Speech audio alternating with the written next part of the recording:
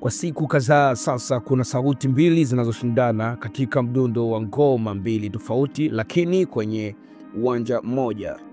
Sauti moja inasema no reform no election, ikisisitiza mageuzi ya msingi kwanza kufanyika kabla ya uchaguzi. Sauti nyingine ikiitika Oktoba tunatiki, kauli ya ujasiri wa kusonga mbele hata bila dhamana ya mabadiliko kamili. Huu ni ubishi wa kawaida, ni mgogoro wa falsafa, ni mgongano wa falsafa, mtazamo na matarajio.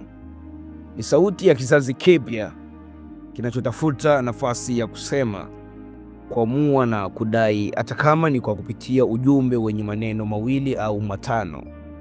Katika nchi ambayo historia ya uchaguzi wake imejaa mchanganyiko wa changamoto na matumaini kutokana na uchanga wake kwenye demokrasia, sasa tunashuhudia aina mpya ya siasa na harakati, siana na harakati zisizo na silaha, bali attacks, ujumbe, picha, sauti na video, harakati zisizo na maandamano wala matusi, bali machapisho mitandaoni. Lakini je, huu mgongano unaisha kwenye mitandao au unatafsiriwa katika uhalisia wa siasa ya Tanzania?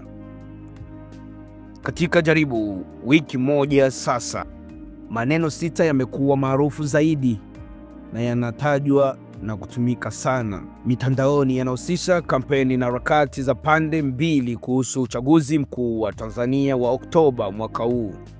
Kampeni ya no reform no election inaongozwa na chama kikuu cha upinzani Chadema na wanaharakati wa mageuzi. Imejikita kwenye matumizi ya nguvu ya kidijitali, kuanzia hashtag au comment section za viongozi na watu maarufu. Kila unapofungua kurasa za akaunti za watu maarufu, wakiwemo wasanii, viongozi, taasisi za umma na zingine, zimekuwa zikishambuliwa na ujumbe na picha za no reforms no election. Kwa siku mbili mfululizo, kampeni hii iliteka mitandao karibuni yote, hasa Instagram, mtandao wa X, zamani ilikuwa ikiitwa Twitter, na baadaye TikTok na kiasi YouTube, bila kupata majibu. Lakini siku zilizofuata, kampeni ya Oktoba tunatiki kukaa kimya imezaliwa kama jibu, sauti ya wale wanaoamini kuwa mabadiliko yanapatikana kwa kushiriki uchaguzi, nasi kugomea. Chama tawala cha Mapinduzi, yani CCM, kinaamini hilo pamoja na vyama vingine kikiwemo Chauma, chama kilichoibuka kwa kasi baada ya waliokuwa viongozi kadhaa wa Chadema kuhamia huko wakipiga no reform no election.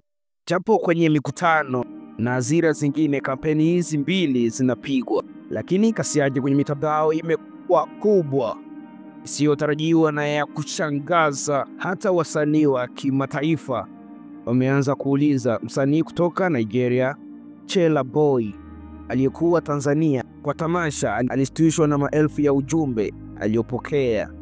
Msipuuze mitandao ya kijamii, ina nguvu kupita kawaida. Kwa nyakati za sasa, si lazima uwe na redio au runinga, ila usikika wafuasi followers 10,000 tu wanaweza kuwa bunge lako la mtandaoni, ukahutubia na wakakusikiliza, ama ukakosolewa na ujumbe ukakufikia. Mwandaji wako ni Benjamin, na hii hapa ni Kaka Benja TV. Usisahau kusubscribe YouTube channel yetu, na tupo Facebook, Instagram, TikTok, X au Twitter. Kaka Benja TV ni yetu sote. Jaribu kusubscribe, share na wengine ili uwe mwanafamilia wa Kaka Benja TV. yetu sote.